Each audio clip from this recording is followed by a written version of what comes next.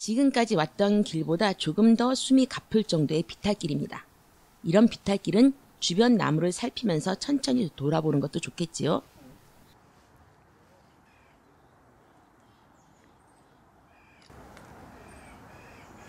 이게 열매가 꼭 부엉이처럼 생기게 있어요. 씨앗인데 씨앗이 이렇게 딱 갈라지면 부엉이처럼 생기게 있거든. 근데 지금 안 보여. 없어. 다 떨어졌어.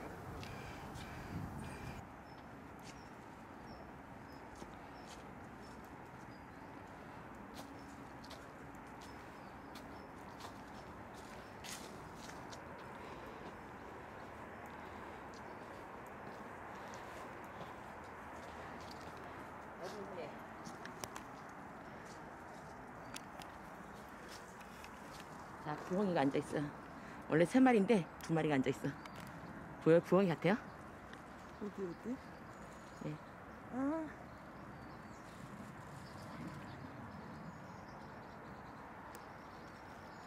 요건 회양목이란 나무인데요. 여기에는 부엉이 삼형제가 살고 있습니다. 열매가 가을이 되면 이렇게 벌어지면서 부엉이 모습을 알고 있는데요. 한번 찾아보실까요? 씨가 있으면 더 그런데 씨가 떨어져 나갔어 지금. 부엉이 2마리가. 여기 보이는데 부엉이 같으신가요?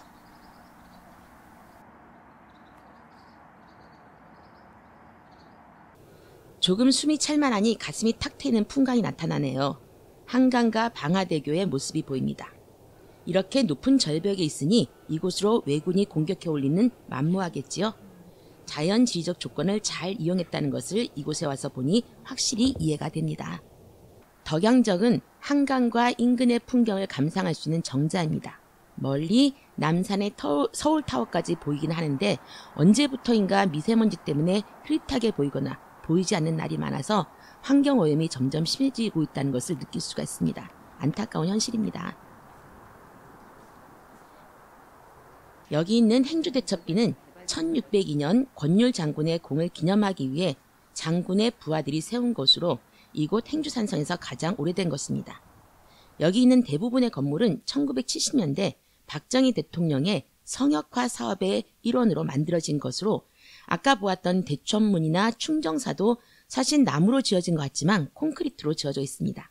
그런데 이 행주대첩비는 당대 1602년에 세워진 것으로서 당대 최고의 문장가 한석봉이 글씨를 썼으며 행주산성의 유일한 문해자라는 점에서 더 의미가 있다고 할 수 있습니다. 다만 글씨 부분은 너무 많이 마모가 되어서 거의 알아보기 힘들다는 게 안타까울 뿐입니다.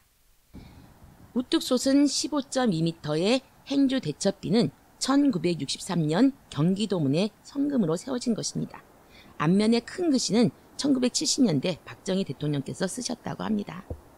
행주대첩비가 있는 곳은 행주산성에서 가장 높은 곳이라서 이곳에 서면 한강과 자유로, 저 아래 대덕 생태공원이 어우러진 풍경을 볼 수 있습니다.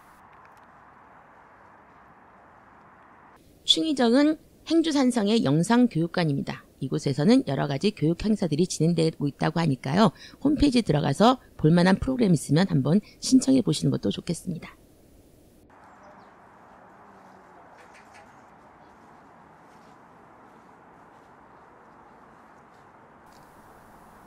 충의정 뒤편의 계단을 내려서면 토성 구간이 시작되는데 아래쪽 성문이 있었던 곳까지 400m가량이 원형을 짐작할 만한 모습으로 정비되어 있습니다. 행주산성은 토성으로 경사면 중턱을 따라 길게 흙으로 둔덕을 쌓아 만든 것입니다. 그래서 우리가 한양조성에서 볼 수 있는 여장이라든가 돌벽 같은 것은 볼 수가 없습니다. 안쪽으로는 이동로와 배수로를 만들고 바깥쪽으로는 가파른 언덕을 기어 올라오는 침입자들을 막은 것으로 현재는 없지만 과거에는 아마 목책 같은 것도 있었을 것이고 방어를 위한 여러 가지 부수적인 시설들이 있었을 것으로 보입니다. 이곳에서는 삼국시대의 기와와 토기 파편이 출토되었는데요. 이런 것으로 보아서 삼국시대 때부터 군사적으로 중요한 지역이었다는 것을 알 수도 있습니다.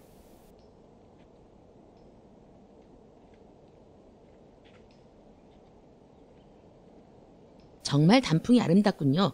산은 사계절 모두 아름답지만 가을산이 가장 화려한 것 같아요.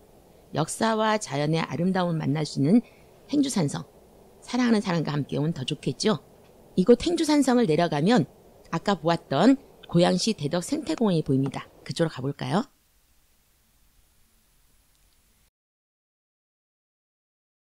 이곳이 바로 고양시 대덕 생태공원입니다. 저 위쪽이 아까 우리가 보았던 행주산성입니다. 대덕 생태공원은 고양시에서 가장 남쪽인 자유로와 한강 사이에 위치하고 있으며 가장 서북쪽에는 창릉천과 행주산성이 있습니다. 대덕이라는 이름은 조선 초 중기 대학자인 행촌 민순과 관련되어 있습니다. 행촌 민순 선생은 조선시대 명종에서부터 선조 당시의 문인으로 고향 문봉서원에 배양된 천연 중 한 분으로 벼슬길에 있다가 후학을 양성하기 위해서 이곳에 머물면서 수많은 제자들을 가르치고 행촌지기라는 책을 집필하신 분입니다. 대덕이란 이름은 행촌 민순 선생과 같이 크고 어질며 덕이 높은 분이 계신 곳이시라 하여 붙여진 이름입니다. 현재 현천동 거문의 마을에 있는 민순 선생의 묘역이 있고요. 고양시 향토문화재 제9호로 지정되어 보호하고 있습니다. 고양 대덕 생태공원은 창릉천 합류부부터 가양대교까지 총 3.8km, 면적은 31만 제곱미터로 생물들에게는 안정적인 서식처를 제공하고 시민들에게는 자연 속에서 살아가는 생물들을 보다 쉽게 관찰하고 체험할 수 있는 곳입니다. 생태공원에는 생태교육센터, 습지생태연못, 부들연못, 보리수터널, 조류관찰대, 탐방로, 메타세콰이어 산책로 등이 있으며 야생화 관찰원에는 구절초, 은방울꽃 등 100여 종의 식물들 31만 3천여 본의 식물이 심어져 있습니다. 생태공원에는 관찰원이 9개로 조성되어 있고요. 상록수, 식용수목, 염료수목, 약용 채취수목, 수액 채취수목, 참나무, 유실수, 단풍나무, 야생화 등등에 심어져 있고요. 습지가 많은 공원으로 습지 생물들도 관찰할 수 있습니다. 고양시 한강하구는 한강의 민물과 서해바다, 썰물이 만나는 구간으로 기수역에 속합니다. 기수는 낮은 염분의 민물과 높은 염분의 바닷물이 섞여 중간 정도의 염분을 가지는 물을 뜻하는데요. 이러한 구역을 조금 어렵게 기수역이라고 합니다. 그 중에서도 고양 대덕 생태공원은 기수역 상부 지역으로 물때에 따라 드나드는 갯벌과 하루 두 번 강물이 거꾸로 흐르는 모습을 볼 수가 있습니다. 민물과 썰물의 강한 흐름으로 형성된 물골도 이곳의 특징입니다. 담수와 해수의 특징이 한데 모인 기수역에는 더욱 다양한 개체의 동식물이 살고 있는데요. 잉어, 붕어, 가물치 같은 큰 물고기들이 알을 낳기 위해 이곳 물골에 모여들고 물골에 자라는 물풀은 산란장이 되어 어린 물고기들의 은신처 역할을 하며 뱀장어, 황복, 강주걱 양태 등 해기성 담수어들도 이곳을 드나듭니다. 또한 말똥개와 붉은발 말똥개는 기수역에 서식하는 대표적인 동물로 산책로 곳곳에서 이동하는 개의 모습을 어렵지 않게 만날 수 있다고 합니다. 물이 있는 곳이라서 버드나무가 많네요. 제 고향은 강가 마을인데요. 그러다 보니 거기도 버드나무가 많았어요.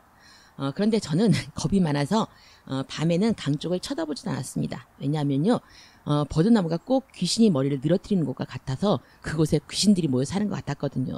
버드나무 하면 이순신 장군의 일화를 떠올릴 수가 있는데요. 이순신 장군이 묵가의 시험에 응시해서 말을 타고 달리다가 그만 말에 떨어지고 말았습니다.